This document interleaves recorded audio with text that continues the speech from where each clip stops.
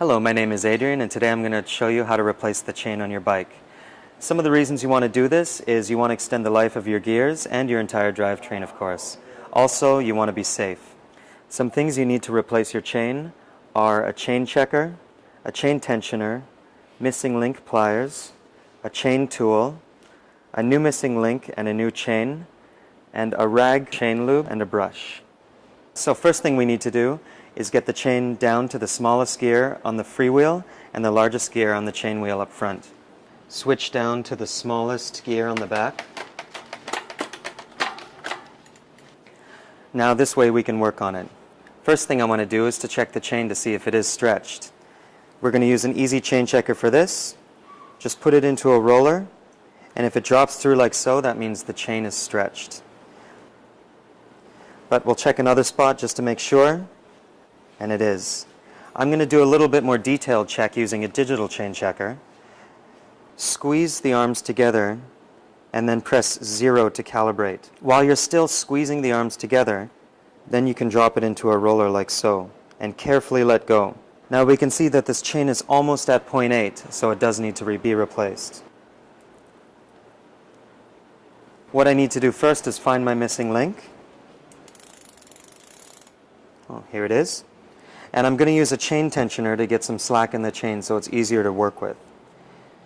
So just pop that into a roller on either side, and then we have this slack, which makes it easier for me to use my missing link pliers. I'm going to use some missing link opener pliers here.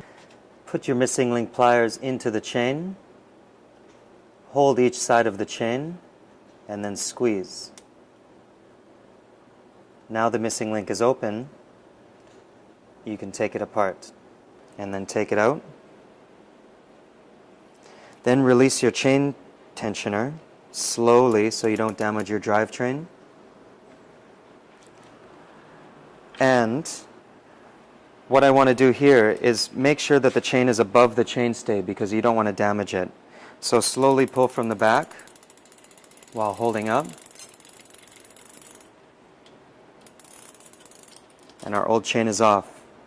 Now what I need to do is measure this against the new chain to see if there is anything that we need to cut off. So our new chain is longer than the old chain, which means we need to get rid of some of the links. Now that I've measured my old chain against my new chain, I can cut the new chain with a chain tool like this. The first thing you want to do is clear the handle from the cradle.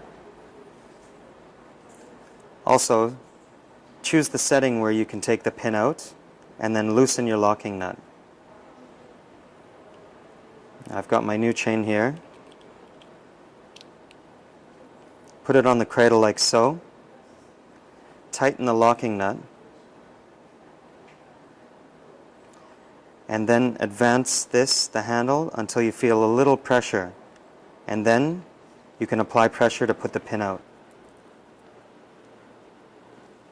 Now that your pin is pushed out, you can release your handle and release your locking nut, and then carefully take the chain out.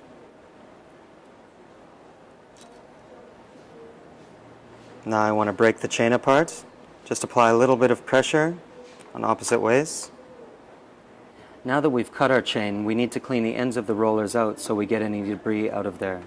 Take a cloth, the small end of your cloth, and just put it through the roller like this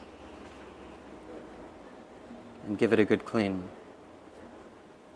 Now add a little bit of oil for some lubrication, and we can put this chain on the bike. The first thing you need to do here, the easiest way, take your derailleur and just pop it up backwards, and then you can just drop your chain straight in like so. Get some slack on this side,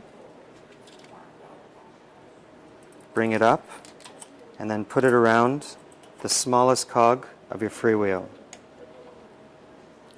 Slowly pull it over that, and you can apply it, put it on your front chain wheel,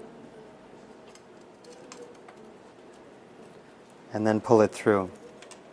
Now you can see that I've left a little bit of slack here, so that'll give us enough room to pull it together. Always use a new missing link with your new chain for safety. Put the missing link into opposite sides of the chain, like so, and then apply pressure to each side. And then we can bring it together like so. Now make sure not to close your missing link, because we're going to do that with pliers to make it more safe. We have our closing pliers here. Put it into opposite sides of the missing link, hold the missing link, and squeeze. And you'll hear the click and you know it's closed. But give it a good shake just to make sure. Another way to close the missing link is to apply pedal power. What you want to do here is the missing link is closed but not locked. Hold the rear wheel and apply pressure to the pedal. And there we go. It's closed. Make sure for safety. Now that we've taken the bike from the stand, I'll show you another way to close the missing link using pedal power. Hold each side of the missing link, and then we're just going to give it a little force to close it. You can see that the missing link is closed, and check it for safety. And now you're ready to hit the road. I hope you enjoyed watching this, and I really hope you try it home. Thank you.